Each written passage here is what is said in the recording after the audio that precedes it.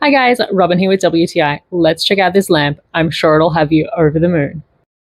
Firstly, I really want to point out just how well this was packaged. I was concerned that there would be damage, but it is packaged so well, even down to the details to avoid chipping or scratching on the little connecting parts here by providing this rubber stopper.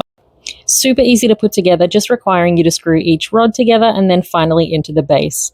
It comes with the specialty designed moon globes to screw in as well. As you can see, they're very textured and I was super excited to get them started. So you have a big button on the ground to turn it on and off. Even while it is off, it still looks really interesting. You can see the detail they have, and I do like myself a bit of a space theme, so this moon lamp really worked perfectly.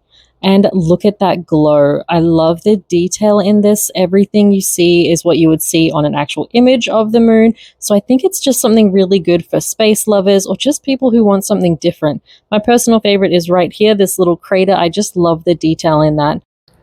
That's my point of view.